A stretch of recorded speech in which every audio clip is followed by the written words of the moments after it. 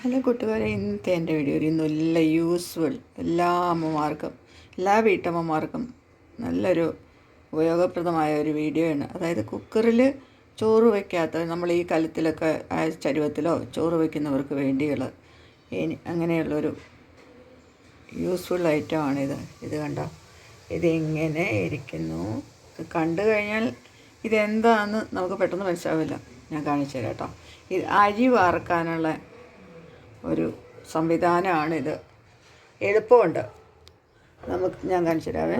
ഇത് എങ്ങനെയാണെന്ന് വെച്ചാൽ ഇതിൻ്റെ ഇടയിൽ കൂടെ ഇങ്ങനെ വയ്ക്കുക. കണ്ട, എളുപ്പമിട്ടിട്ട് വെച്ച് കഴിഞ്ഞാൽ വെള്ളം ഇതിലേക്കൂടെ പൊക്കോളും.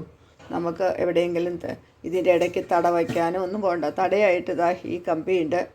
ഇതിൻ്റെ ഇങ്ങനെ ഇടയിലേക്ക് വയ്ക്കുക. ഇത്രയേ ഉള്ളൂ കാര്യം. എന്ത് എളുപ്പമല്ലേ? നമുക്ക് എളുപ്പം തന്നെ അരി വാർക്കാൻ പറ്റും. കൈ കൂടെ വെള്ളം വീഴില്ല, ഒന്നുമില്ല. പെട്ടെന്ന് വെച്ച് കഴിഞ്ഞാൽ ഇതിങ്ങനെ സ്ലോപ്പായിട്ടിരിക്കുന്നതാണ്. പിന്നെ ഇതിൻ്റെ ഇടയിൽ ഇങ്ങനെ ഒരു ഗ്യാപ്പ്, ഈ ഗ്യാപ്പിലേക്ക് ഇങ്ങനെ വെച്ച് കൊടുക്കുക. ചൂടുണ്ടാണെങ്കിൽ നമുക്ക് പിടിയുള്ളതാണെങ്കിൽ എളുപ്പമുണ്ട്. അല്ലെങ്കിൽ നമ്മൾ തുണി കൊണ്ടാണ് ഇതാക്കേണ്ടത്. അപ്പോൾ എനിക്കിത് ഭയങ്കര ഇഷ്ടപ്പെട്ടു. നല്ലൊരു ഉപകാരമുള്ള ഒരു ഇതാണ്. ഇത് ആമസോണിൽ നിന്നാണ് വാങ്ങിയത്. 300 രൂപയാണ്. 300 രൂപയുള്ളതാണെന്ന് തോന്നുന്നു ഇതിൻ്റെ വില. എനിക്ക് കറക്റ്റ് വില അറിയില്ല. മോള് കൊണ്ടു തന്നോ. ഇനി അടുത്തതെന്ന് പറയാനായിട്ട് ഇത് കണ്ടോ, ഇത് ടാറ്റയുടെ പ്രോഡക്റ്റാണ് കേട്ടോ. സ്മാർട്ടല്ലേ. ഇത് 49 റുപ്പീസേ ഉള്ളൂ. ഓഫർ പ്രൈസാണ്. ഇത് ഡിമാർട്ടിൽ നിന്ന് വാങ്ങിയതാണ്. ഇതിൻ്റെയൊക്കെ ശരിക്കുള്ള വില ഇതിനേക്കാളും കൂടുതലാണ്. ശരിക്കുള്ള വില 75 രൂപയാണ്. അതായത് ഇതെന്താണെന്ന് മനസ്സിലായി കാണും എല്ലാവർക്കും അല്ലേ, ഇതിൽ പടം കാണിച്ചിരിക്കുന്നതുകൊണ്ട്. അപ്പോൾ എന്നാലും ഞാനിത് തുറന്ന് കാണിച്ചു തരാം കേട്ടോ, ഇതെങ്ങനെയാണെന്നുള്ളത്. അപ്പോൾ ഇതാണ് നമ്മളുടെ ഐറ്റം. ഒട്ടും കനമില്ല കേട്ടോ, കനമില്ലാതെ. ഇത് സ്റ്റീലാണ്. അപ്പോൾ അതുകൊണ്ട് ഇത് തുരുമ്പ് പിടിക്കുമെന്നൊന്നും നമുക്ക് വിചാരിക്കണം. എന്നാൽ 49 രൂപയ്ക്ക് നല്ലതല്ലേ.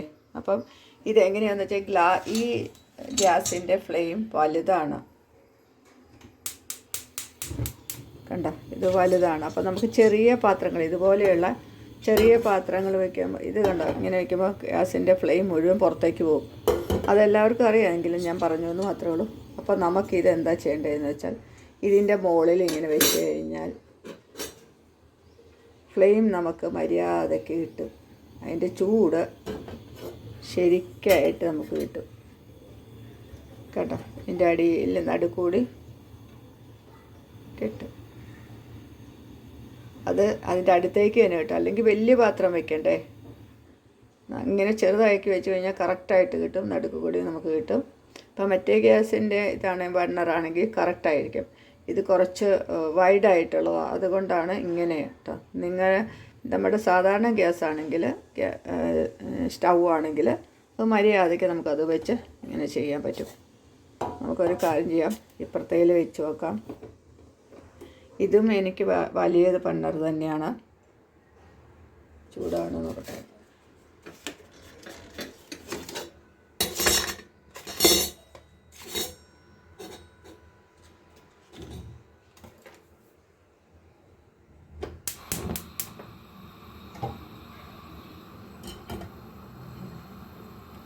ഇതും അങ്ങനെ തന്നെ കറക്റ്റായിട്ട് അത് കിട്ടും. അപ്പോൾ അതും ഒരു നല്ല ഉപയോഗമുള്ള സാധനമല്ലേ.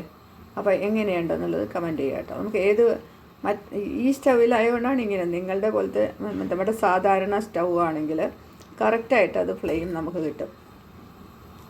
ഇത് മനസ്സിലാകാത്ത ആണെങ്കിൽ ഞാൻ ഒന്നുകൂടെ ഇത് കാണിച്ചു തരാം കേട്ടോ. ഇത് ഇങ്ങനെയാണ് ഇതിൻ്റെ ഷേപ്പ് ഇരിക്കുന്നത്. ഇത് കണ്ടോ, ഇവിടെ ഇങ്ങനെ ഒരു സ്റ്റാൻഡ് പോലെ ഇങ്ങനെയാണ്. എനിക്ക് തോന്നി ആദ്യം അത് കാണിച്ചപ്പം നിങ്ങൾക്കത് മനസ്സിലായി കാണില്ല എന്നുള്ളത്. ഇത്രയേ ഉള്ളൂ. കമ്പി കൊണ്ട് ഇങ്ങനെ ഉണ്ടാക്കിയതാണ്. പക്ഷെ വളരെ കനക്കുറവാട്ടോ. ഇതിൻ്റെ ഇടയിലേക്കാണ്, ഇവിടേക്കാണ് നമുക്ക് പാത്രങ്ങൾ വയ്ക്കാനുള്ളത്. ഇങ്ങനെ